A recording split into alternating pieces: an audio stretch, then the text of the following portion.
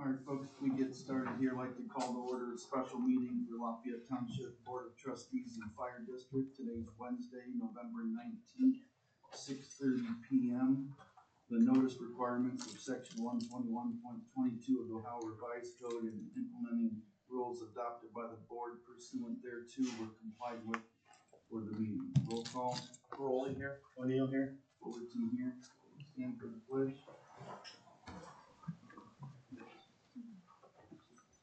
To the flag of the United States of America and to the republic for which it stands, one nation, under God, indivisible, with liberty and justice for all. Okay, tonight's kind of a unique special meeting. We actually have two separate public hearings that we will do first, and then we'll finish the meeting up with township business. So I'd like to open up the public meeting for Wedgewood Business Park. Roll call. Crowley, yes. O'Neill, yes. Fullerton, yes. Before we open it up to public commenting, does any of the trustees have anything they want to say before we start asking questions? I'm we'll open the floor first. I know we'll have an opportunity to discuss. Okay, yeah. So I'm kind of thinking the same thing. All right, so we can open it up to public comments for this portion of Wedgewood Business District. Does anyone from the public have any comments for them? Do you want me to explain what it is? Sure. Does she have a mic? I'm loud enough for you. I can see for that one. Thanks, Karen. Sure. So Karen Schoonover, I'm I'm the secretary of the zoning commission. And what the zoning commission has been working on is they have a test park that has been in existence for quite a long time, like over 25 years in this area. And it was where the Akron University has been developed. But nothing else has been developed besides us here in the fire department and the safety services building. So there are, I believe, only 3 additional parcels, and the zoning commission has worked very hard with interested neighbors who come to meetings to look at the language, to try to go ahead and get language that would go ahead and because it's in the middle of a residential area, go ahead and be like something that they can live with and yet also expand what could be available and could come into the pet park. So just to let you know that they have listened to people who have come to the meeting regarding definitions, regarding removing certain things that we originally had allowed. One of them was data centers, which way back 25 years ago was a very different definition of meaning than what exists now. So what they're going to talk about then is the new language for that that's been presented from the zoning commission. They can approve it as it's written. They can modify it. They can question it, or they can disallow it. So that's what we're asking the trustees to do. Thanks, Karen. Anyone from the public want to?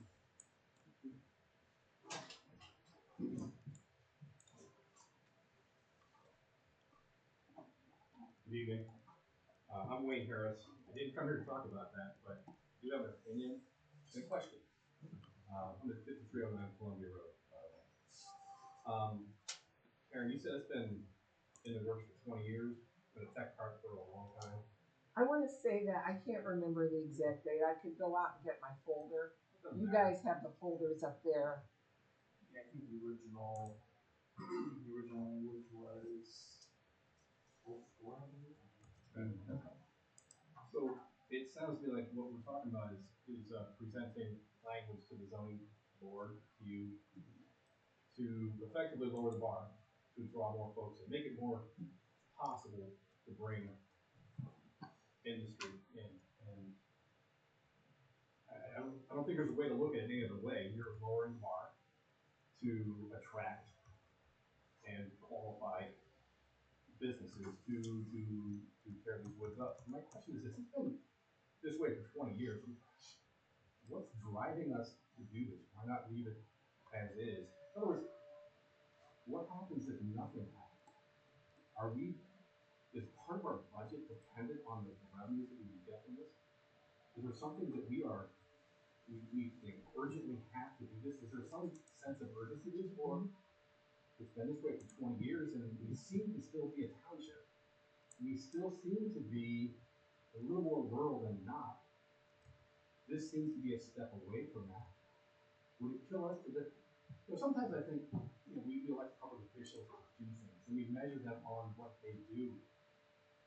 But sometimes I think it's more appropriate to measure on what they don't do. Maybe we don't do this. And I would offer that it's been this way for 20 years. We're still here. We're still helping. Let's assess the urgency. Maybe we don't have to do it. That's all. Thank you. Anybody else?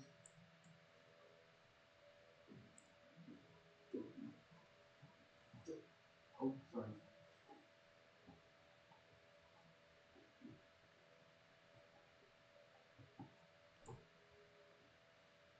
So pursue seven commission.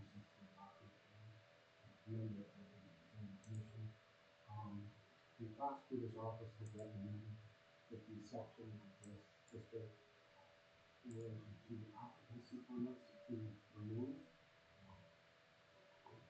Montville Township has the exact same language and received in the first time. I'm not sure the prosecutor's office, even in the previously, had this idea quite understood in the time. I would ask the trustees perhaps to change the language to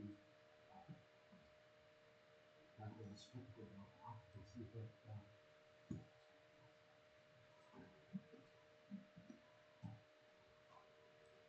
certificate of operation. That way, if we get a condolized business park, that those operations would comply with the intent of the zoning resolution, as well as the intent of the district. It would help us be more proactive in enforcement rather than reactive, having to enlist the help of outside agencies or litigation should something arise in the district that people have problems. Thanks, Tim. Yep, thank you. Anybody else?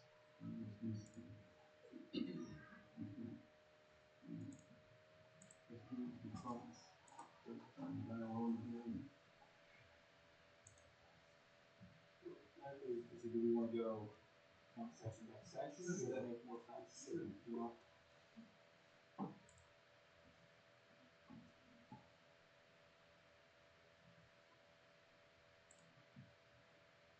The purpose is pretty clear. I mean, No. My notes say that the second section. Okay. Right. Right. I'll leave that for. Oh, the second section under uses, as far as the comparable uses, I think, we can strike that section B out because it would go under the BZA under section 1 and 2. Or we strike that, that's number 2, and I would do it in section 2. And parts on the room. I would agree with that as well. So just shifting the determination of whatever we should do. Yeah, I don't think we should do it in that section.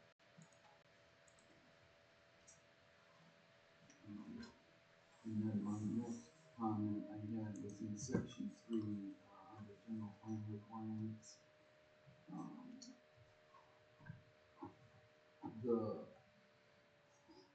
business, the signs that they're allowed to put on the side of the building. The zoning commission had agreed to 50 square feet for each individual business sign. I personally think that's a little too big, but I'd like to hear what you guys have to say on this. That seems enormous to me. And Mr. Wyman, during my last commission, I had to say on three. My day job, it's a business park, so there's multiple units. And we've got like a nice sign, and then on the other side, I don't know, for all of it, it's probably 2 feet wide by 6 inches tall. Restricted that much, but I do know that the commission also talked about if it has a landlord or some sort of association, and if they're probably gonna have these requirements that people do more, they can make them more restrictive than what the zone calls for. Those are my thoughts. It wasn't gonna be used to it. I think they square foot sign on the building. Money, and I know, I mean, we've done a couple of variances over the last few years for commercial signage, at the country club and stuff like that, so I mean, that's always an avenue if it's not adequate. Yeah, I mean, I don't see that being, I mean, are you proposing, what kind of limit adjustment are you proposing there? I don't see it being an issue at 50, but I don't see it being something that's, you know, smaller is gonna be an issue, and then it can be reviewed as a case by case basis, again, EZA or. Right. It's based on the linear footage on from the local thing, correct? It's written on, so that is. Well, 1 Up square to foot a of maximum. sign, right, for each. Yeah, so you need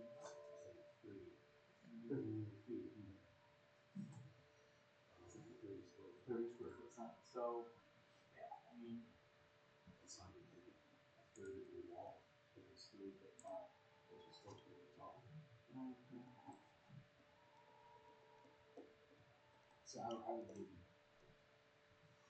I'd say something like 2, 3. I was gonna say 25 square foot, not for that. This won't be big in all communities. And I could, like I said, it's not a deal breaker to me, certainly, but I think that makes more sense. yeah. If there's a reason that it makes sense for them to exceed that, or because of the type of building that they're doing, you know, they can obviously pursue other avenues to get relief from that, so. So we're talking about changing that square footage to 25. Yeah. So even the requirement is still 1 square foot per linear foot. While we're under that, the other thing that did come up in some of the public conversations about the language was directly under that section 2 for ground monument signs. There's nothing in the current proposed language to restrict lighting. And there were some questions about, you know, flood lighting on those, and that tends to be what's sometimes more of a nuisance to the neighboring properties, you know, especially flood lighting gets a little bit offline, isn't actually getting a sign, but just kind of off of it. There was some talk about maybe putting in language for requirements to just be internal illumination, as opposed to the lights on it. So I don't know what your guys' thoughts are. Yeah, actually, I had made notes in that same section. So they talked about the lighting of their, say, individual unit, right? The exterior lighting for wall-mounted signs shall not shine on public right-of-way or adjacent properties. I think we need to put that same comment down under the ground monument sign. So it would be exterior lighting or ground-mounted signs shall not shine on public right-of-way or adjacent properties. So it would almost force them to put inside lights instead of those. Right, or we could even just go as far as to say that the sign has to be internally lit if you're gonna put lights on at all. You know, I can see the merits on both sides of it. I think some of the residents have comes to the zoning commission's public hearing, we're kind of leaning towards what we see it internally with allowing any type of spotlights. So, I agree, I think it's noise and lighting is concerning to me for the residents. right, because like we talked about, it's a predominantly residential area all around it, so we're putting this in there, so, I guess I would lean towards probably requiring those monument signs to be internally built if they want it lighting on at all. I mean, do you think that would be personal too, or not? I mean, that has the ability to be. Yeah, oh, The nuisance to that focus. yeah, I mean, again, depending on, well, I mean, I guess the nice thing is it's not, we can't, there's already restrictions in the size of the monument sign, so it's not like we can put this big, huge, you know, like glowing method or whatever it is that's out there that's gonna be, you know, too, visually intrusive. Right. But we definitely need some sort of lighting language on that, even if we do just copy. I mean, section C, Yeah. C1, exterior lighting for all mounted signs shall not shine on public right of way and adjacent property. That's the language. Yeah, it's just a little, it just tends to be a little bit more vague, but we could absolutely just add that exact same language as 2A. I would do, Yeah, that's what I do, is two-way. I mean, without an A, without a B, then maybe an S. Well, Just be another just sentence. sensing. Yeah.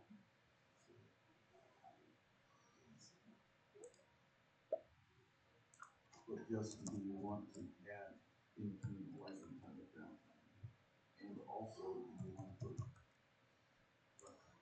I don't know Well, the I wall mean, mounts or what, yeah, they are, but, so, you see, I mean, I would say that if we're just copying that language, then internal lighting would be permitted if somebody wanted to do it, because it's, as long as it's not, right. So, I don't know that we necessarily need both, you know, both sets of that, right?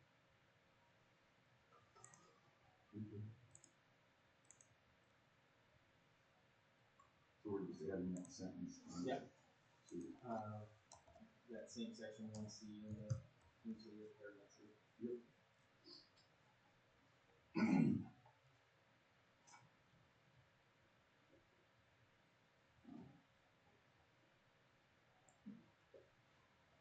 My next note is all the way to English.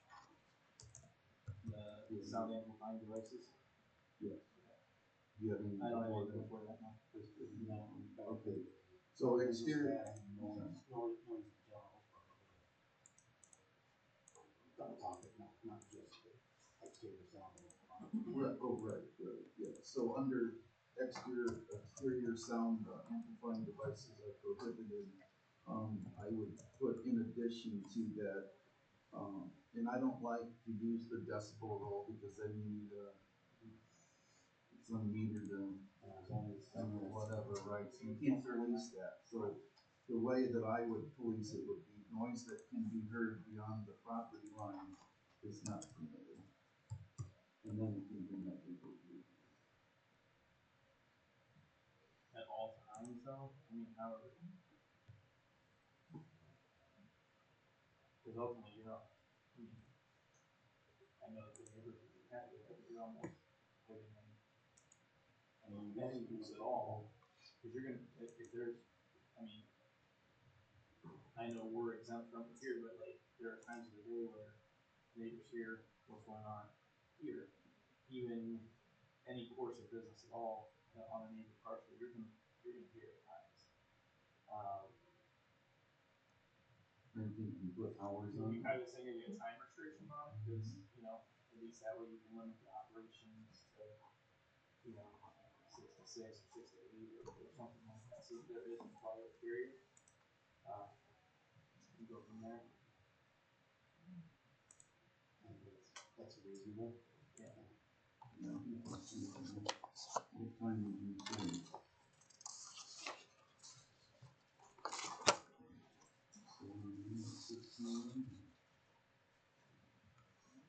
I don't have an issue with that. I'm looking at the list of uses that are generally going to be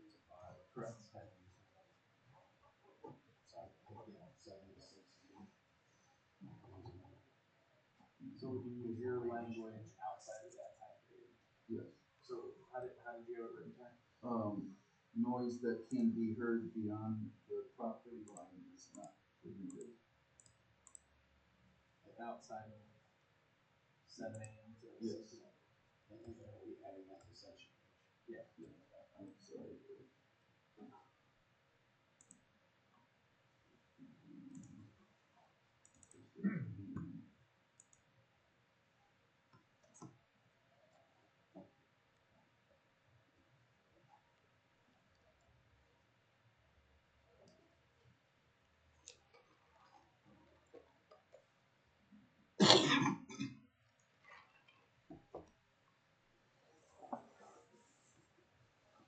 Taking any questions on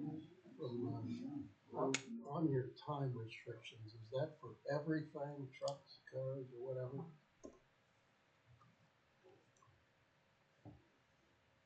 Or what type of noise are you talking about? Because if you're doing it from 6 to 5 or 6 to 8, I think there's not enough time.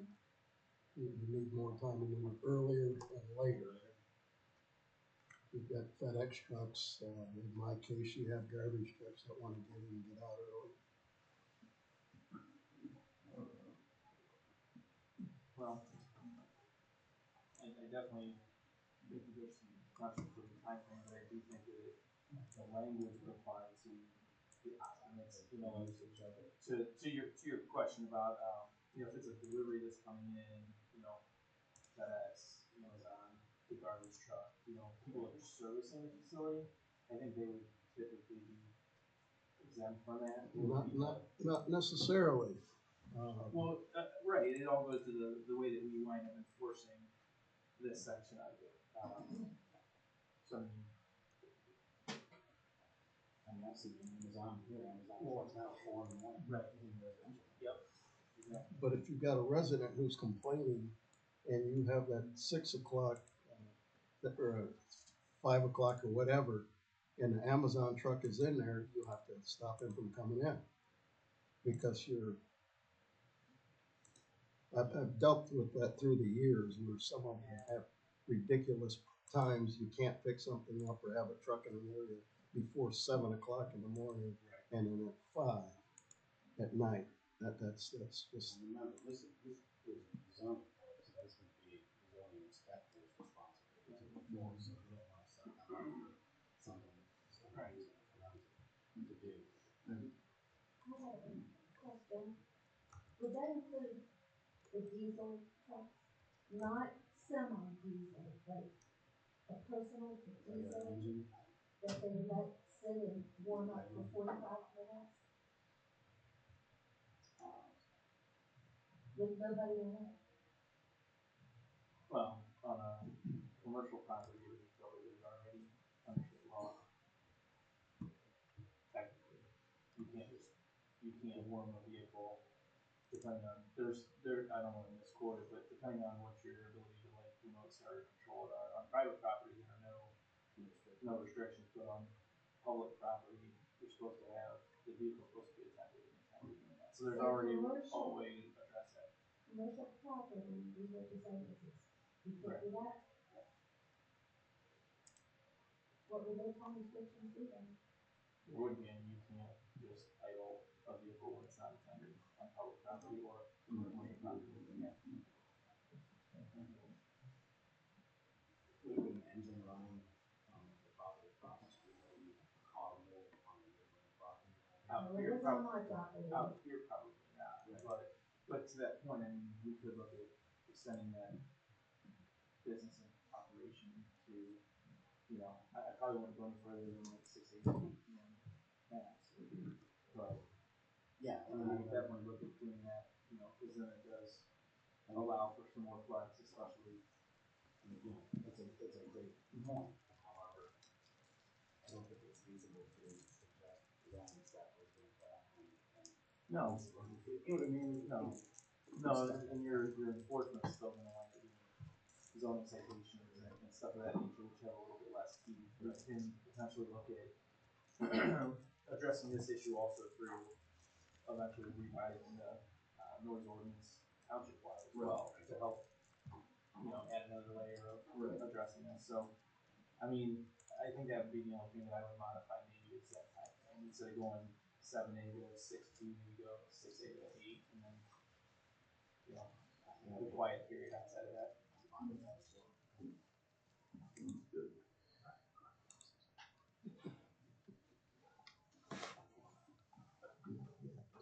How much noise would be allowed outside though? What's the noise limit? Outside it, can't hear it off the property. If you can hear it from outside the property, it's That's during quiet time. correct. What about the non-quiet time? What's the noise limit? That goes back to the issue I think that Ty brought up is if you're gonna put any type of decibel limit in place, now you need somebody that can read it at the time that it's happening, is certified to read it, so that you have to have the appropriate equipment and the appropriate certification. And right now, the township nor the city of Medina has anybody, equipped to be able to do that. So it's unlimited? Subjective. Yeah, I mean, you'd still potentially fall under nuisance or disturbance type things if it was excessively loud. But during business hours, it would be a little bit more. Sounds pretty subjective. Unfortunately, with most of the noise ordinance stuff, it is. Can you we really have it in there, cause I think that's a good point. You read what your verbiage was. Noise that can be heard beyond the property line is not permitted outside 6 AM to 8 PM. And your question is, well, what is permitted between 6 AM and 8 PM? I asked because I live by Brevard. Right. And I used to get crushed all the time by it. Yeah. Yeah, it's At catch 22, I mean, even in rural residential area, there's noise. I hear, stuff from Owens Corning in my house.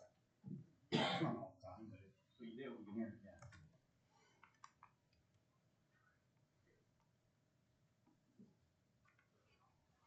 My next, note isn't until the very end. You have anything new to report? Are you talking section 307.6? Yeah.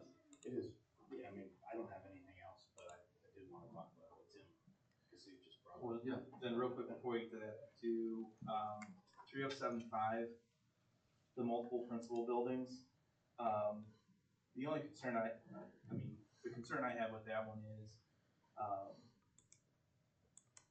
it's going to greatly increase the potential density of the building that can go on in there. Currently, you have to have 25-foot setbacks on side yards, so if they have to subdivide, and there's no limit to how much, like, parcel sizes can be much, much smaller within the tech park to accommodate these types of developments. By restricting one principal building to each lot, you have that minimum 50 feet between each building. With this, you're basically now gonna cut that in half. So it's gonna allow principal structures to be built much more densely packed into that area. I don't know how the rest of you feel about it, but I kind of lean towards, I would rather stick with the current language where, it's one principal building per parcel. That's the way it is everywhere else within the township. So I would lean towards just striking 3075 completely from the revision.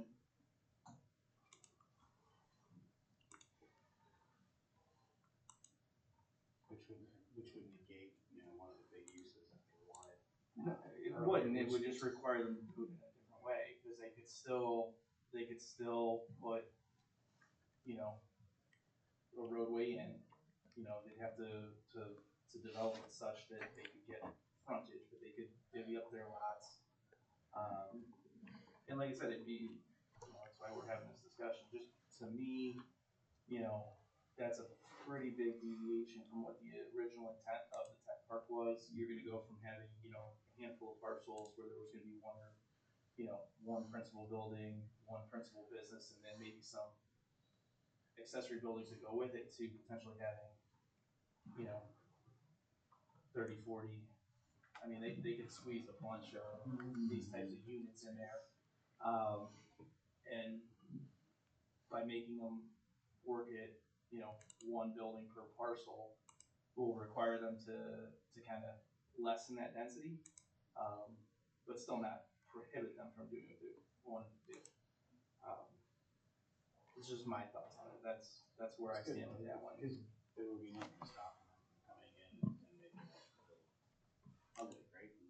Well, I don't think they'll necessarily make it ugly. That's not really the concern, but it is just the density of putting, you know, all of these buildings in there, and you know, I think the initial intent was to kind of still keep, you know, some sort of balance. So, like, we want, you know, to the question that was raised earlier, Wayne had a great point. You know, do we need to, you know, do we have to have additional revenue? No, we don't. But, you know, being able to increase the commercial base within the township does help us to budget and offset some of the taxes that we then have to levy or ask, you know, the residents to pick up. So we do want to find that balance. It's not about stopping it from happening at all, but is it necessarily, you know, let's get as much in as we possibly can, or do we want to maybe kind of balance that a little bit? So I would recommend striking 3075. I don't know what your guys' thoughts are on that. Karen, the company that was interested in that, do you remember how many buildings they did plan on putting in? I wanna say, I thought it was 3, but it was 3 multi-buildings, so it was 3, if Nick was here and he, 6? 6 Six. buildings. There was like 3 across the Maybe the that original was plan it. was 3 across front, 3 behind, and there was what, 2 or 3? Separation between. Yep, and then 2 or 3 units in each one, I think is what their original Right. plan was, what they were talking about potentially. You know, and then, you know, my thought is yes, they'd have to rework, like using that as the example, they'd have to rework it a little bit, but they'd still be able to put the structures, and they just, instead of being 25 feet between each one, there'd be 50. You know, and it would eventually, they're gonna, you know, yes, it would mean that if maxed out, there would be fewer buildings that way, but I think that's more in line with what we're already deep. We can't honor the original intent completely, I don't think, and to see it be developed. We don't necessarily need to deviate that much from it, is again, just where I'm at with it. No, that's a good point. Yeah, I agree with you. Although I, off the top of my head, it doesn't seem like a business park that was originally planned over there. It doesn't seem like a huge departure from the original. It's different, yes, Yeah. but it didn't seem outlandish to me, you know what I mean? Right. But by removing this, that would negate a company like that coming in, or Potentially, they'd have to find a way to make it work. You know, it would probably add to the cost of what they're planning on doing. Actually, it would definitely add to the cost of what they're doing and diminish, you know, how many buildings they can put in there. But it doesn't mean that something similar doesn't if they said coming down combine the road. it, then they would have to have a minimum amount of frontage for each lot. Correct. And then they'd wind up having, like, because that's then becomes the other potential downside, right? The trade-off is there winds up being more road access back there as opposed to just everything being built off of one. So, you know, it is a trade-off. I kind of lean towards, you know, that language was there for a reason, and I kind of lean towards, you know, that reason outweighing trying to get, you know, expanding who's going to be attracted to those lots. I guess that's all. What if we were able to come up with a more detailed plan on how far apart they need to be, almost like interior setbacks?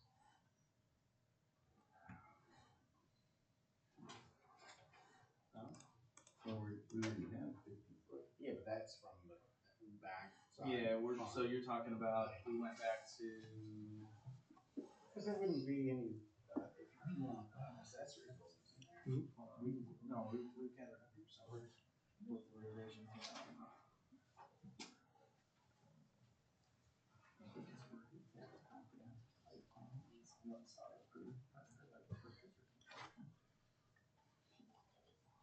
Karen, do you remember where we had, I know we had a, yeah, here we go.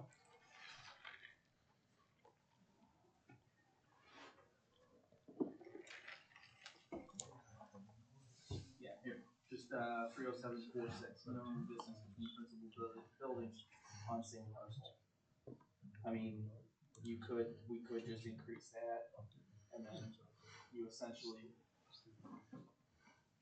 maintain the density requirements without forcing into the extra infrastructure. Roads and yeah, could definitely do that. So you're saying leave, So leave the multiple principal buildings in and then just change the minimum distance between principal buildings.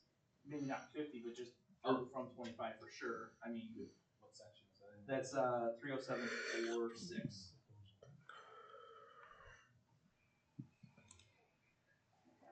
I mean, I can definitely live with 50 if you guys are good with that, because that does pretty much honor the original intent of creating the sublots to keep the buildings from being right on top of each other. Right.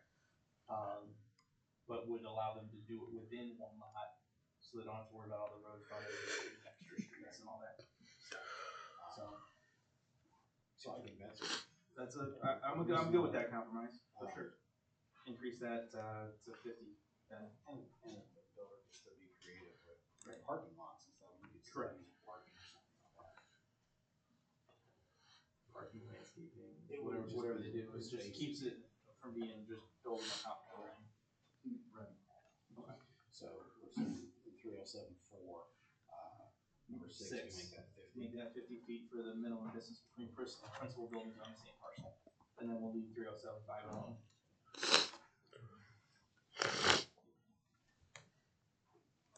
and we can strike 3076, cause it's referenced in the zoning book anyway, 205. Yeah, I'm fine with that. Is that, I know you mentioned wanting to address what Tim has brought up. Is that, No, it's Chris. That would be I guess that would be section 307.6, we just change it a little bit, but give us an example of something that. Well, if somebody wants to put a mechanic shop in there, and that's not allowed by the district, but, you know, the leasing company and the guiding documents, the covenants, you know, and bylaws don't restrict that, but it's not in the intent of the district, then the zoning inspector would have the option or this mechanism to say, so sorry, you can't lease that, you know? In all actuality, they'd have the obligation to stop. Oh, exactly. It wouldn't be more work, and it would be basically a permit process. And for every use change, you would have to do that, so we don't end up with something that people can't live with. Because they build these strip centers, and 10 years down the road, people are putting mechanic shops, body shops, you know, even manufacturing things, you know, building wall systems in there, or, you know, or I've seen formed concrete pours inside these places. You know, and I've seen in multiple, and if we don't want that in this district, the only way that we have a mechanism to control would be to have this certificate.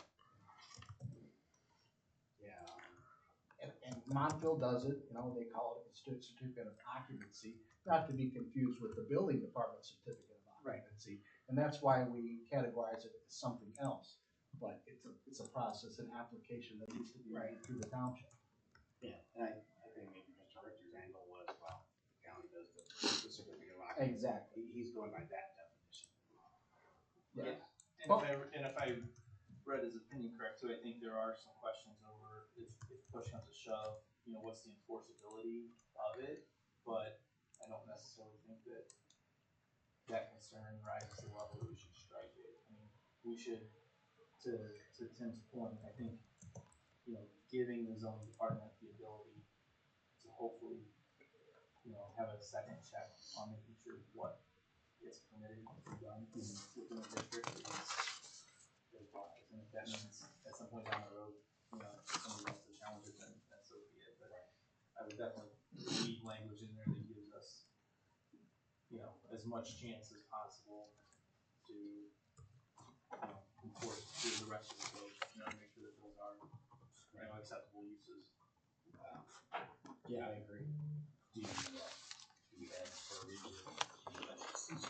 I think Tim was just doing a simple name change, just change it something, just change the name of it, and then because if I understand correctly, because we've outlined it here, it's just like anything else where we say like there's a fee or there's a process for it. Now we've given zoning department the administrative authority and the board then to kind of adjust the process, like we do with fees, right? Like we change the zoning fees and what we charge fees for without necessarily changing the code again. So if we need to kind of tweak the process for the certificate of operations, we can do that administratively, by action of the board with recommendation of the zoning commission, without going through the whole process of changing the code. And then, we'll kind of see where that process goes. But by putting it in here, it kind of authorizes that process. So if we keep this section, we'll call it certificate Operation. Operation, just a substitution of When language. certificate of operation shall be applied for and issued as follows in the business district. A, in the Woodwood Business District, a certificate of operation shall be required for each use prior to occupying the building in order to ensure compliance with the use and parking regulations. Yep. And then B, whenever there is a change in occupancy in the building or premise in the business district, the new occupant shall be required to obtain a certificate of operation prior to occupying the building or premise, which complies with all regulations of section 307.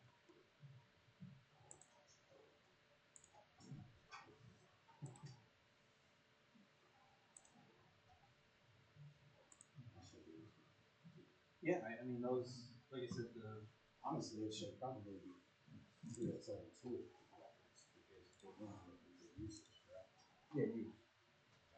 So that last sentence would be, which comply with all regulations in section 307.2.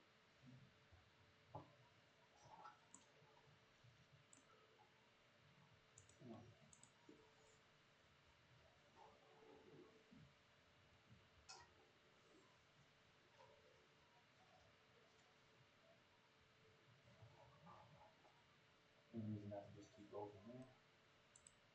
307.2 increase. I mean, ultimately you're gonna Ideally, have to comply with. part 3 would be comply with construction.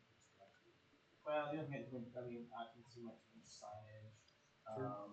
We could potentially tweak some of that stuff. So, and same with parking. Parking's probably pretty well. Yeah, I'd say just add 307.2 and 307.3. You good with that?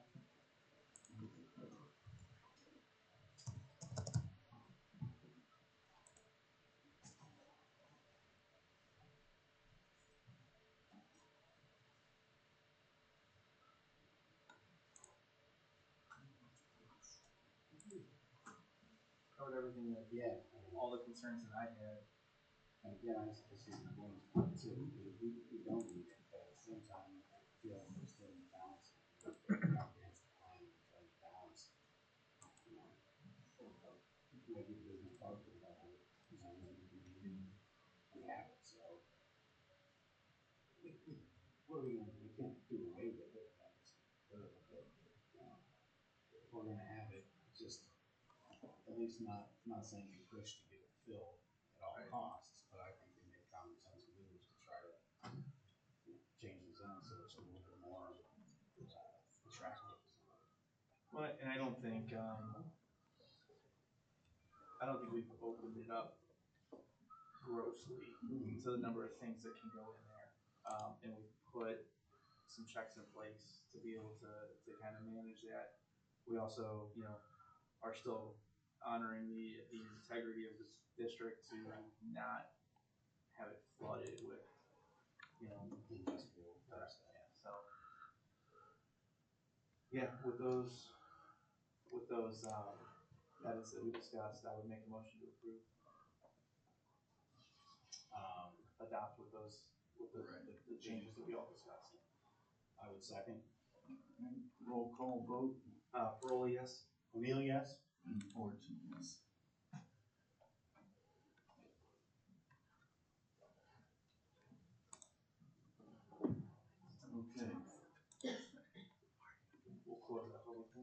close that public hearing, we'll roll call to close.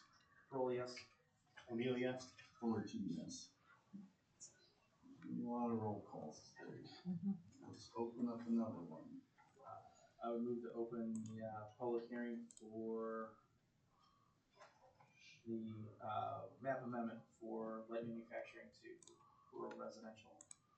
I'll second. Roll call, Roll yes. O'Neill, yes. Fullerton, yes. Alright. We wanna just open it up, or do you have anything? you want to talk Background, you want background on it again? Would you mind giving us a quick Yeah, summary no of what's problem. going on here? Alright, thank you. So Karen Schoonover, secretary again for zoning. So, an application came to us, from property owners who have their property up for sale. And it's, unbeknownst to them, it is in the light manufacturing district, which I don't have a map here, I wish I had a map to show you, but it's on 42 going, do you know where, that's not on that map, on, where Deerview butts into 42, and there's like a brown, house there, it's that acreage, and it's 80 acres, it's 2 parcels that equals 80 acres. And we got an application to zone it from light manufacturing, which is what it is now, and this was changed in 2004, because we went back and looked. And nobody is really sure why it was changed from rural residential to light manufacturing, but that's what it is now. We have very little light manufacturing in the township. And they have applied to go ahead and do this. The gentleman is interested in purchasing it, wants to put one house on the 80 acres. And the CPC, which is the county planning, had disapproved that. They wanted the zoning commission to work out some compromises, or compromise with them. There were a couple at the zoning commission meeting that were offered to the applicant, but basically there was, they just agreed to rezone both the parcels as rural residential was the final decision, and that's why it is up here with the trustees to look at that, talk about that, and see if they agree with that. Thank you. Thanks, Karen. Any discussion before we open it up? We've been working on this for a while, maybe as long as what. No, I was open it before. Yeah. Alright, so we'll go ahead and open up our public hearing, this portion to public comment. So anyone would like to say anything about this? No one? They're wanting to take 2 parcels that are zoned light manufacturing and make it rural residential. In order to build a house. That's just to build a house and not open up to a manufacturing company? It's already in the manufacturing district. Is there anything on there for manufacturing? No. No, and rezoning it would change the allowable use, so it would now be only able to be housing. There would be no future commercial use as it stands. I just have one question. Sure. Could that lead the way to more Rhine home development? Yes. That's a Good question. concern for sure. That is a concern, yes. We live over there and that's the last thing we So, want. are they asking to build one house, or are they trying to Yes. hornswoggle and put another development in there? Well, the current owner has. That's the $1 million Has question. anybody asked to know about that? The proposal that's been submitted that the zoning commission has reviewed is for a single family home and for it to continue to be farmed. It's currently farmed, but that's what's been presented. Are the Christies or Herman here? Oh, okay, Christies are here. would you like to say anything at all, or? Don't be Been in the shy. family for generations, what, 3 generations? Yeah. 3 generations. It's been a farm the whole time. Are the Jason from mine here? I'm here. Oh, you're, do you wanna say anything? Yeah, you want me to get up? Yeah, If you would like to, absolutely. I really would like to, yes. Yeah, so I'm the one that wants to build a house, Jason Formanti, 2760 Lacey Boulevard. So this property came up originally, it was, May 1st is when it was listed, and then, the developer tried to buy it, and after, maybe 30 or 60, 90 days, that didn't work. I was working with the Christies trying to buy it, and just want to put a house on it. You guys have seen all the paperwork, right? Not sure what else you guys could want. Jason, question, the 29 acres to the west and then 50 acres to the east, would you be putting your house on it? And correct me if I'm wrong, but I thought you had mentioned that your house would be on the 29 acres. Yeah, I'd like to put it on the 29 because to get on the 50, it's another 300 or 400 feet back. It's already going like 700 to 800 feet back from the road. Which, based off of the estimates you've seen, like it's a lot. Like I need culverts put in, I need a driveway put in.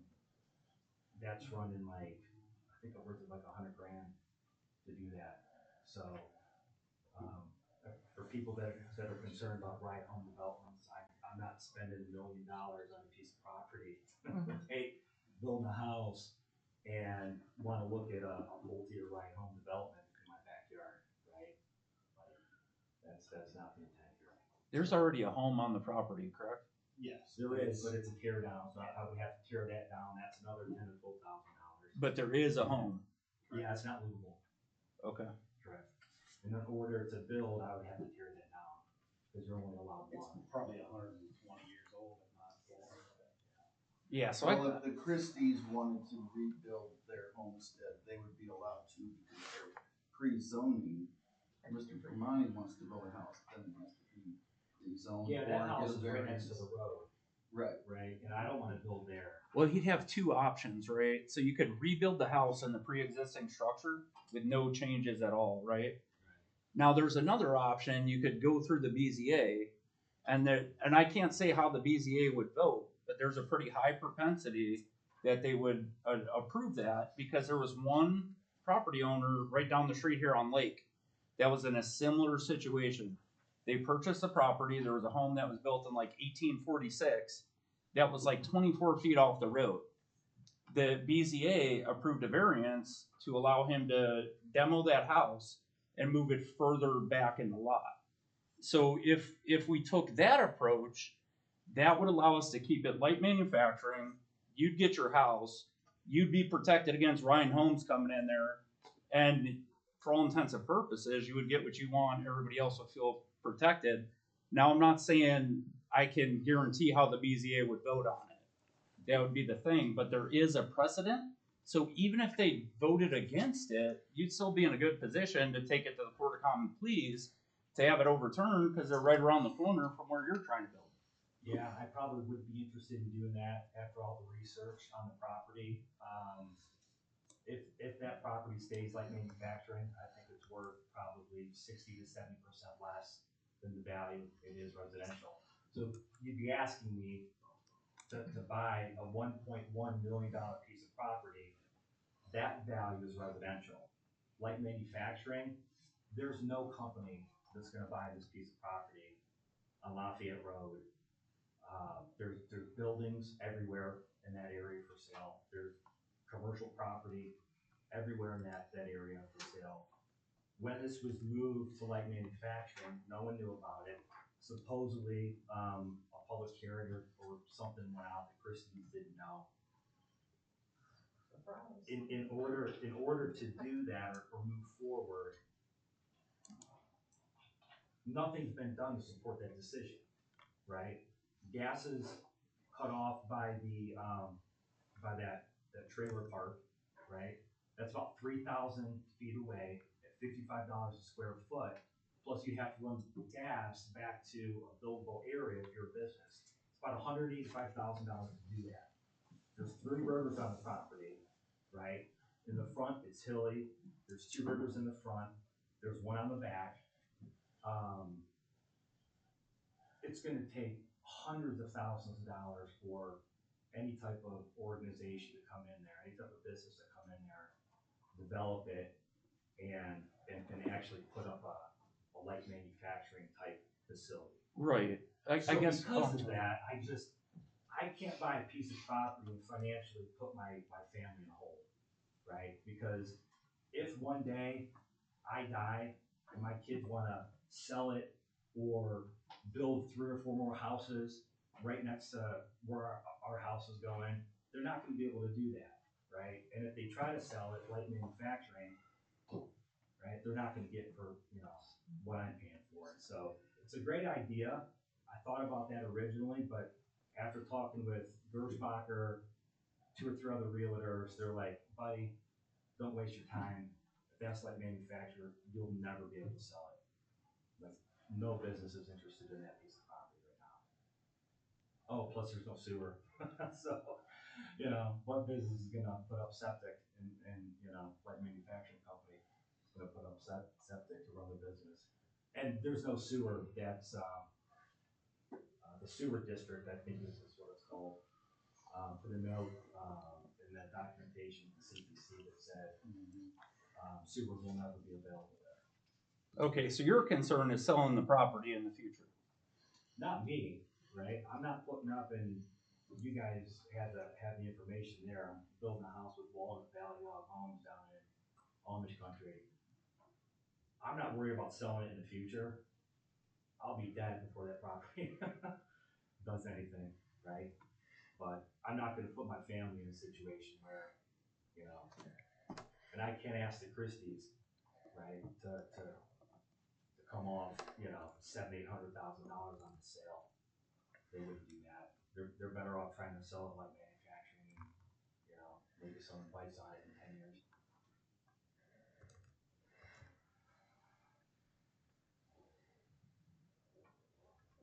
Any other questions for me? I don't have any. No? Okay. Thank you. Zach. Thanks, Jason.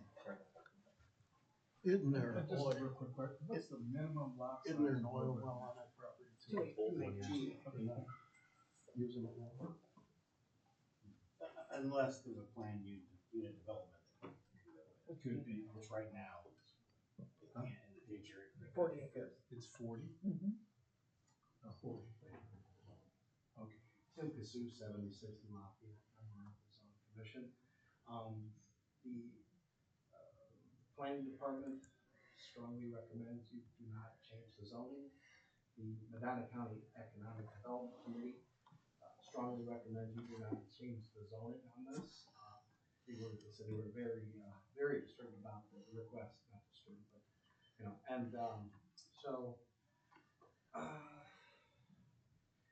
map zoning is for the future, the distant future, not today, not tomorrow, not 10 years from now, 50 years from now, 75 years from now, 100 years from now. So, I think that the zoning should remain in place for those 2 properties. A good compromise would be that the 28.9 acres, that could change. The parcel that he plans on building his home on, and then you keep the other 50 acres in the light manufacturing. Because you can never replace light manufacturing in this township. Nobody else is gonna allow the zoning commission to designate more land light manufacturing. It's just not gonna happen. And the county, that's future revenue for this county. And physical land probably is gonna be overcome with lots. It also abuts Ravonco Industries and Sherwood Williams property. So all that is commercial there. Commercial is working its way up Branch Road and Smith Road, and so I don't think in the near to distant future that land could be utilized for a commercial purpose and bring more revenue. Thanks, Tim. One of the reports we did get from, Bethany Dentler was, the available acreage in the township for light manufacturing is at about 304 acres. And if we were to convert this 79, you'd be taking that 79 out of 304 left for the township. Just to reiterate the point that Tim was making. Yeah, and to that, I was just gonna piggyback with Tim, since it's been brought up a couple of times.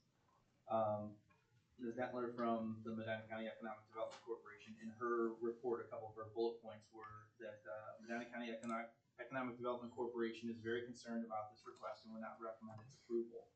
To your point, Lafayette Township has a very limited amount of land zoned light manufacturing and research districts, specifically approximately 300 of the total 14,656 acres in the township are zoned LMRD. So this is only 2% of the total land use in Lafayette Township, and this request would rezone nearly 79 of those 300 acres available, which is 26.4%. The other thing that got brought up, the report from, or the comments from Ben Romine from the Sanitary Engineer's Office. Public water is available to service both parcels. Public sanitary sewer is not available. These parcels are designated as areas served by on-site systems in our facility planning area, and we do not have any plans to extend sewer to these parcels. Additionally, we are unable to service those parcels due to the grade and elevation of our existing sanitary sewers. So that does go in line with some of the comments that have been made so far. Not that I think anybody's, trying to misrepresent anything that's going on, but just since those points came up, I just wanted to clarify what the reports that we were provided. And then obviously, these are parcels that, while they don't immediately abut the city, right now they are close. So I mean, they are definitely things that, depending on how the dominoes fall, with other parcels could potentially at some point, be annexed. That light manufacturing zone, this is part of, does part of the city. Well, the district itself, correct, but there's a couple of, There's two to the east. two parcels to the east, and then there's 3 other ones that are owned by the park district right now. Right. So, but yeah, I just wanted to add those on there. So. That's a good question.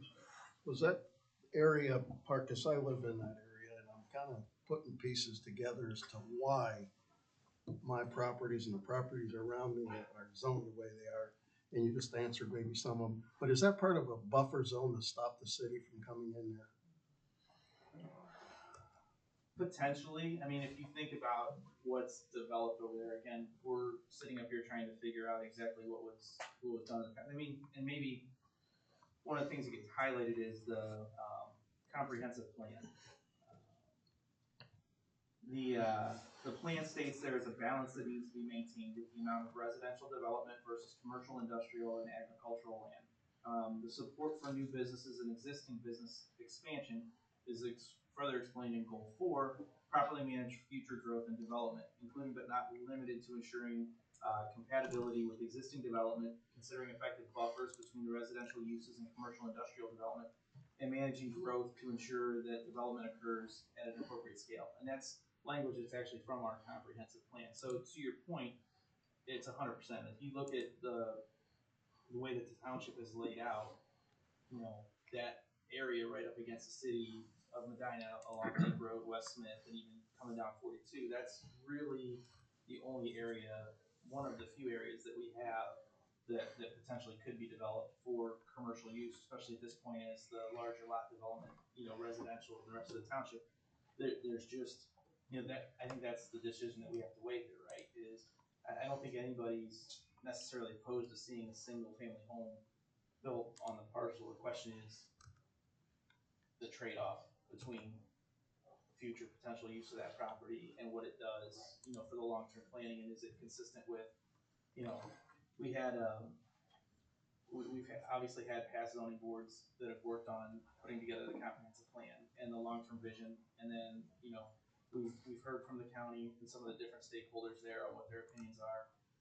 Our zoning commission referred it to us on a 3-2 vote, so there were obviously some, you know, split opinions among our own zoning commission as well, making this that much more difficult of a decision, I think.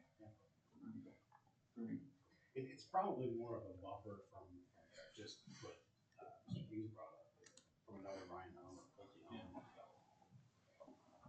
Back in the day when I bought my property, there again, the original owner passed away. The kids were looking at it strictly as a cash cow, so they annexed a bunch of land around me into the city. And then I don't know if that's when it became the light industrial or what or not, but Sherwin-Williams, for instance, right next door to me, that was all annexed into the city. I'm in the township. My commercial building's in the city, all because they annexed around to get more money, or thought they would get more money out of it. So that may be when this light industrial came about. And gosh, if you say 2004, that's probably about the time we were dealing with it.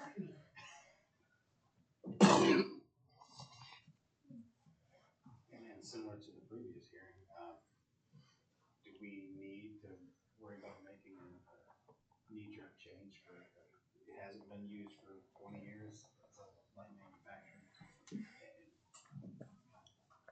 Just that question.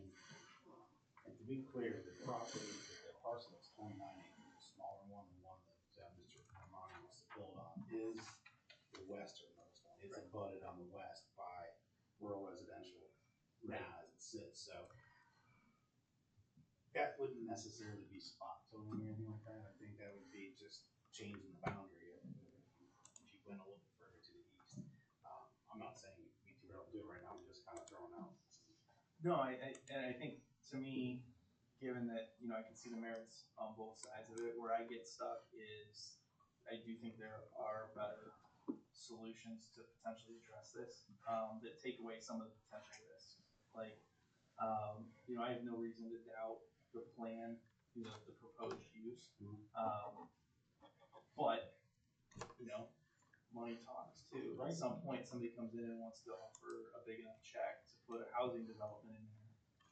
You know, That's a real concern. changing the code this way, you know, facilitating this development this way, you know, there's no safeguard there. Whereas, you know, the point that was brought up earlier, you know, again, can't weigh in on, you know, what the BZA may or may not decide to do, but the variance option, not that there aren't some concerns, I think Mr. Fulmani brought up some of his concerns with it that are very valid, but would allow the project to be done the way that he wants it done, but also guarantee that, you know, down the road, it can't be, you know, a cluster home developed. So, I mean, I'm kind of leaning towards, you know, just leaving it the way it is and not rezoning, so. I don't know where you guys are. Well, I'll throw this out. I was leaving towards not rezoning both of those parcels, but rezoning the western portion, the western 29 acre to rural residential. That way he could build a house. It doesn't really change the plans. The only thing he doesn't really wants is they're seeing value down the road, which may or may not. It's a legitimate concern. I'm not sure. But that's not the township's responsibility. Correct.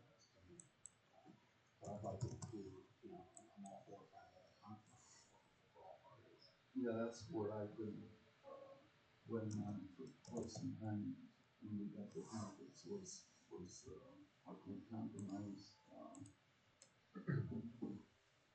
and, you know, obviously the zoning voted 3-2, so there's, take note of that. But I felt that, you know, the house there is uninhabitable, so, and the only way he can build a house there is if we zone that western 29 acres to rural residential, but keeping the the light manufacturing to the east, and it butts up with two other parcels that are light manufacturing. That's kind of where my mind was going, but I certainly want to hear all the parties. And is there, should there be a concern, I'm not familiar with, the process of annexing, is there a legitimate concern Well, that the there's- city annexes it and we? Well, the city has nothing to do with it. It would be a property owner situation, and it would have to get to the point where neighboring parcels would have to decide to do so, because it has to be a direct neighbor. So, you know, you have a situation where, you know, I think there's, like we talked about, these two parcels, and then there's two more that butt up against them. So if the property owner on those other two meets the requirements, because those two parcels are owned by the same person, if he wants to annex, it's not like we have to say, it's not like the city has to say. It's the property owner, there's a set criteria, I think there's 8 of them. As long as it meets all the criteria, they just annex. So that's where these buffer districts come up, where you wind up having to try to find some compromises if you wanna keep it in. Like we talked about, you know, Mr. Perkins brought it up, you know, all the piano keys that are over there on 42 and West Smith, that whole industrial park that's down Lake Road, that used to be Lafayette. You know, and back in, I wanna say it was probably the 60s, maybe late 50s, you know, the people that were in charge of making that decision at the time didn't want that industrial development in the township, so they said no, so the property owners just annexed to the city and built it anyway, so now it's there and we lost the revenue. So that's why these buffering areas, you do tend to want to, you know, try to find a way that maybe can work a better compromise for a multitude of reasons. You know, 1, it gets it developed, 2, we keep the tax revenue in the township, and then 3, you kind of create that wall so that the next property can't go. But I have no reason to believe that any of it's imminent to be annexed. Yeah, I don't But, either, I just yeah. throwing it out there, is there a concern? So, but it takes, the city cannot do it. No. Property owners. Can I make a comment? Yeah, sure. If your ultimate decision is to leave the western part, or rezone that residential and leave the 50 acres of light manufacturing, I would not be interested in purchasing property. So the decision to do that, I think that'd be up to you guys if you wanted that done, right? So,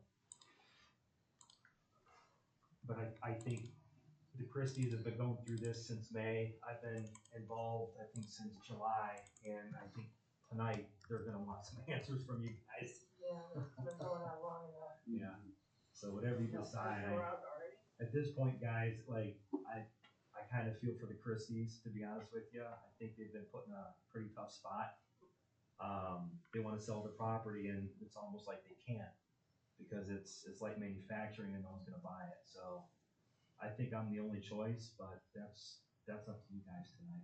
Then the other comment that I'll throw out is, there's 76 parcels in Lafayette Township that are over 40 acres, so I don't know why there's so much concern that a development's gonna go in on this 40 acres, right? There's property a half mile away, Albrecht, and he's got property on the north and south, it's well over 40 acres, man, that's even closer to his property. You know, I'd be more concerned about Albrecht's property than his property, to be honest with you, so. I think the concern stems from none of those other properties are currently for sale, and they're currently zoned the way they are. That's not being considered right now, so I think that's where the concern stems from.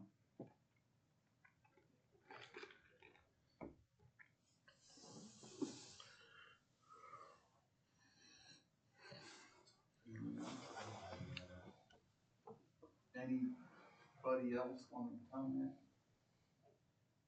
I think the concern stems from losing light manufacturing that we're not gonna replace, and if he just openly stated that he's no longer interested in the property, and the reason for this hearing was that he was gonna buy the property contingent upon it being converted to residential, then I think that the trustees should vote not to change either parcel then.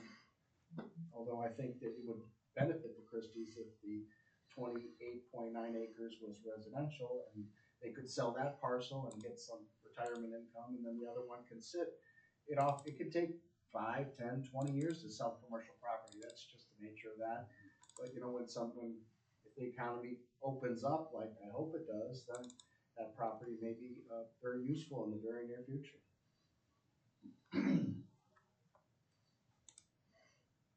Thanks, Tim. Yep. I appreciate that. Anyone else from you guys?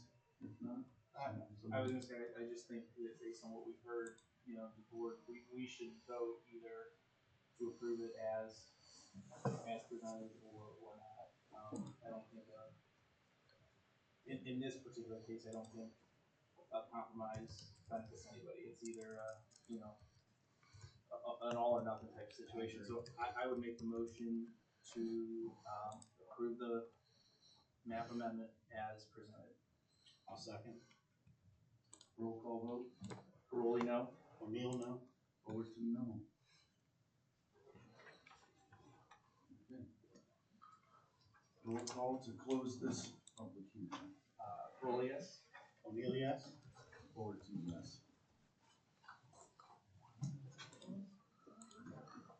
All right.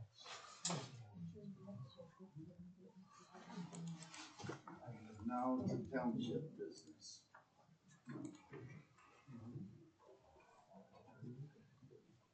You guys had a chance to Yes. look at the warrants? Yes. Okay, good. Someone want a motion to approve? Yep, Do you have the totals? Yep. Okay. You need to roll call the close. oh, are we not closing it? Oh, you did? Yeah. Did you roll call it? Okay, I'm sorry, I was still typing. It's all right. I'll make a motion to approve the warrants of the township. We have check number 37,650 through 37,663 and electronic 395 through 427 for a total of 66,751.23.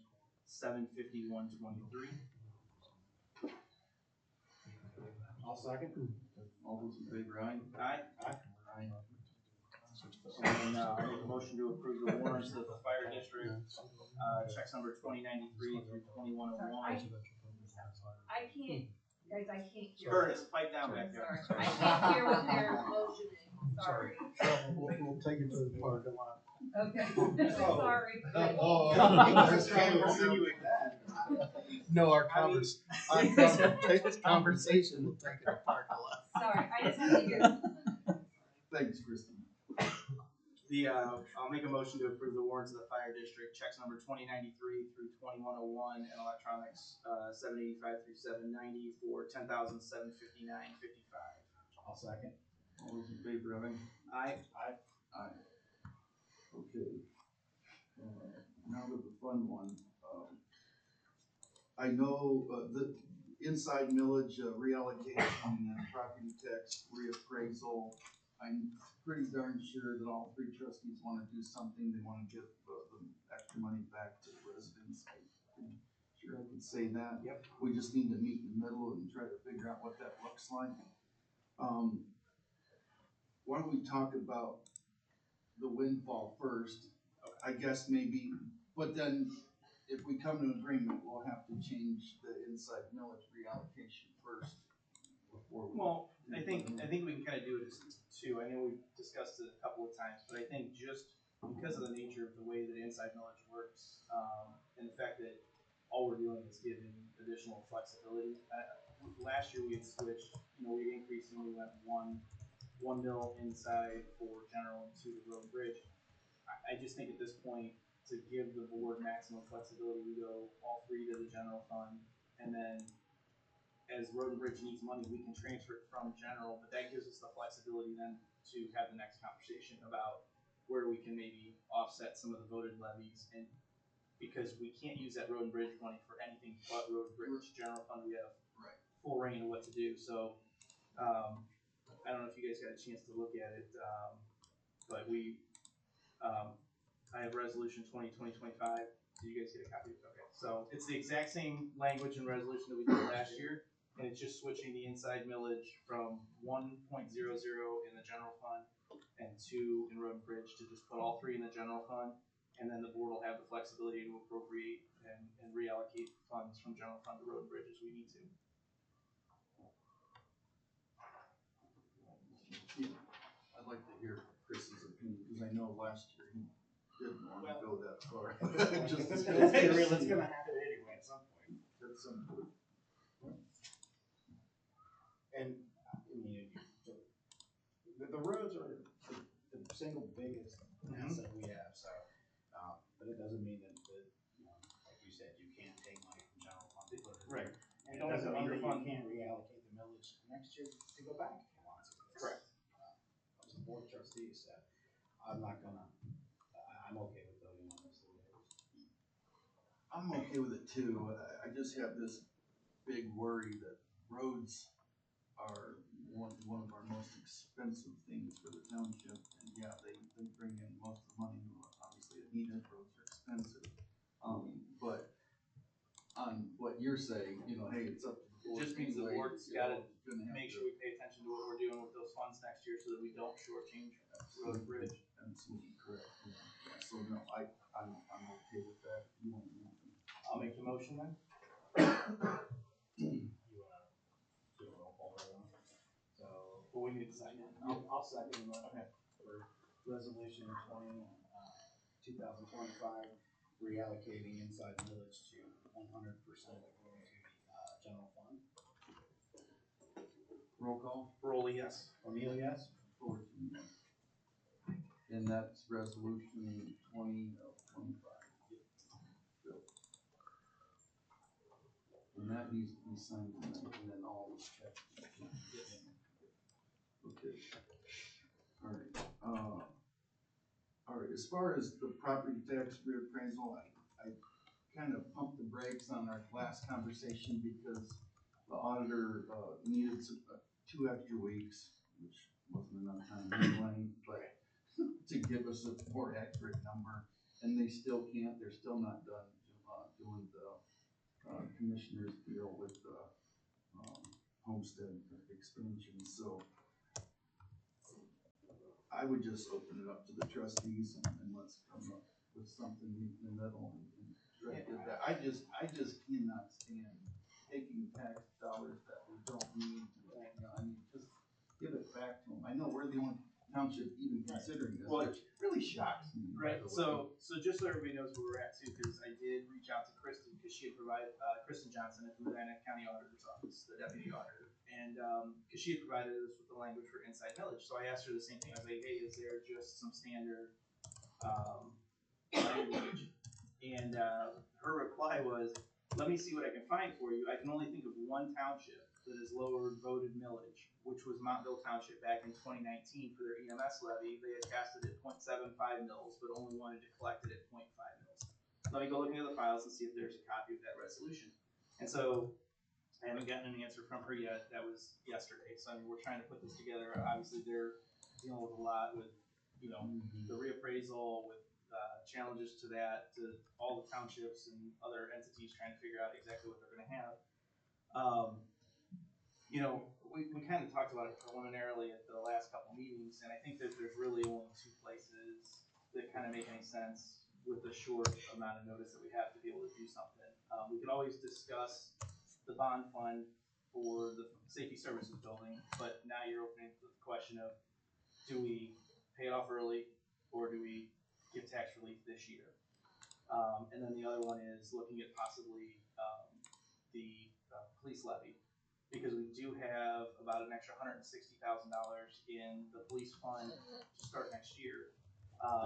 So I guess kind of what I was thinking is, you know, I've gone back and forth on the bond fund, right? Because it's like, do you give the taxpayers a break next year because of all, you know, everybody's dealing with a big jump at the expense of then having to collect that levy for 2 additional years, or do we collect it next year and probably be able to pay it off at the end of 2027 so that it comes off? And My thought was, I was just gonna say, as much as I'd like to not collect it next year, I think in the long run, just with so much like uncertainty, I do think, you know, it probably makes more sense to just try to retire that as quickly as possible.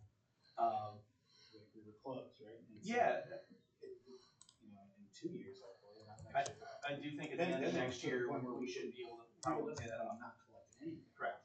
Not just reduce what it's collected this year. But Well, we could actually not collect the bond fund at all next year. We have enough money at the end of this year to cover principal and interest all next year, but like I said, it does mean that we don't retire that early. Then, correct. So. Yeah, my goal was to have that bond paid off at the end of 27. I'm not sure I would even consider. Okay, so then we move past that, and then the question becomes, can we cut that police levy potentially in half, right? If we tell the auditor's office, instead of collecting 400, let's collect 200, return 200 to the taxpayers. We already have 160 of that 200, so we're not really playing. Yeah, right. Before you even go down that road, we still haven't been given any certificate of resources or anything. And we probably won't get it until after the first, and we're probably not getting it until after the first year based off wood. My best guesstimate is, it's gonna be in the neighborhood of $150,000 from the reappraisal, right? Increase? Yeah. On inside millage? Yeah, anyway. I think, it hasn't been presented to us, but everything that we have seen. right, well, cause the prosecutor, or the, auditor's office told us that the haircut's gonna be, because of that homestead rollback. Which is, set that on Monday, right? Yeah. They're forecasting like another $18,000 that we're gonna lose. Right. Right. We're still So, good to have right, and we were gonna be up 29, if I remember correctly. at least on inside No, millage. it was 20. It was 40-some minus the 18. It would give you 25 on the township. Right. Correct. But what I'm saying is just the reappraisal inside millage from last year to this year was gonna be about 180,000 increase. So now they're saying we're gonna lose around 20, so we're still gonna see, at least 100, to your point, that 150, we're gonna see a bump of about 150 at least in inside millage. We can use that to cover what's already in the police fund, roll that back, and then hopefully do the same thing, yeah. So Justin, you're wanting to clear the police fund first, the 140? Well, I think we just asked the auditor's office to collect half of the police levy, you know, because we've done that before with, when we had the, when we had this building bond fund, reduced, we just sent them, here's the payment schedule, here's what we have on hand. They calculated out what they need to collect, and then they rolled it back accordingly. So if we tell them, be like, hey, we have funds on hand to be able to cover, you know, to offset some of that police levy money, plus we're gonna allocate some of the inside millage increase to that, and just tell them we want $200,000 out of that instead of $400,000. They'll roll it back to whatever they need to do. Just to be clear, just to make sure everyone is understanding our coverage, this is a 1-year deal. Correct. This It is would just be for absolutely next year, 1-year and deal. then the board next year would have, exactly, Right. revisit But it and see if we can Would continue you doing that. consider going more than half? I mean, you said haircut, shoot. Well, I mean, you could, but I do think that, you know, in looking at it, I would like to see if there's a way to maybe do it, because the police contract has 2 more years, and then it's gonna be up for reapproval. If it's something where we can cut it in half this year, budget next year, everything looks good, potentially cut it in half again next year, and maybe because of the increase in inside millage, the next time we go to the ballot, to the voters, because, you know, the city of Medina, they're dealing with the same cost increases that everybody are, so the odds are that they're gonna renegotiate that contract, there's gonna be some kind of a bump in there, you know, but the next time we go to the voters for that police levy, we may be able to say, hey, look, the contract's gonna be, let's say just go to 25%, right? Like, just arbitrary numbers, but they wanna increase the contract to $500,000 a year instead of 400,000, but we only need to put a $250,000 levy on the ballot. I guess what I'm saying is, like, hopefully the idea is that maybe we can make this a more regular thing than just a 1-year give back. Right. But the decision tonight would be just on the collection rate for next year, and we may have to kick it till the December meeting. We may need to get some specific language if there's a set resolution that we have to pass. But if you guys are both on the same page, Well, I would want to do a special meeting because she wants it towards the beginning of the month. Okay. The 9th. Did she? I don't want to. Did she give you any guidance on what she needs from us, though? Okay. No guidance, and she really didn't give me the firm date either, but I'm like, okay, this is gonna be worthy of a special meeting. She told me early to mid-December when I spoke with her. Right, well, she's saying earlier in December. I just don't wanna miss the Yeah. opportunity, I'm with you. so, but we need the verbiage to vote on. Let's nail down the dollar amount.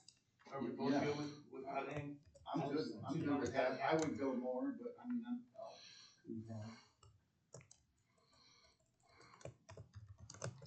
200 covers the entire property reappraisal.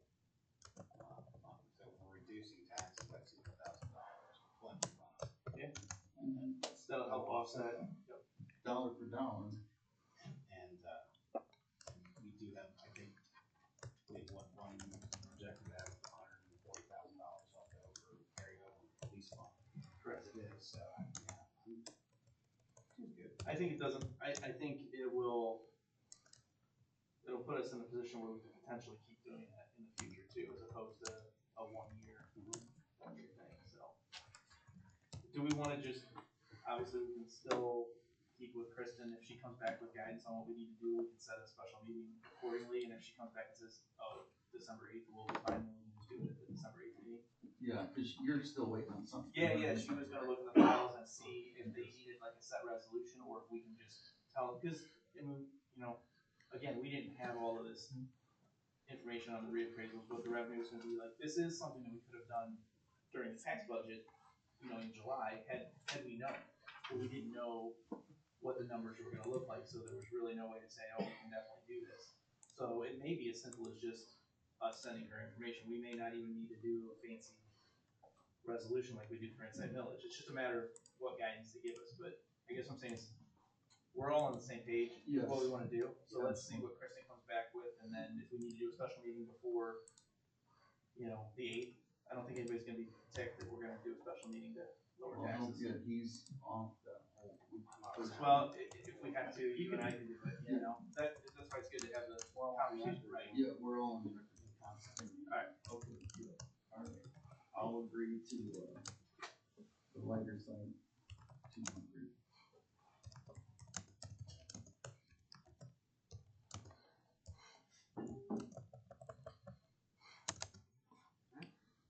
And then when Kristen gets back with this answer, if we can make the resolution on the 8th, and we can handle it on the 9th. I think it needs to be done with a resolution. I think I it think does, we've but, had this discussion in the office before. but we have done it, it can be done through the tax budget process, but that is technically a resolution as well. So yeah, we'll, whatever guidance we get from the auditor to be able to get them to make that change. So, get it done, would you? I haven't gotten to our district yet. I'm doing my best. You will tomorrow at 8 a.m. Exactly. Right? Move it to the top. Kicking in gear, huh? We're gonna take it out to the parking lot. Lot of fighting words this meeting. Does anybody else have anything? No, I'm. Alright, well then, I will make the motion to adjourn. I'll second. All those in favor, aye? Aye. Aye. Just gotta sign the checks. You don't.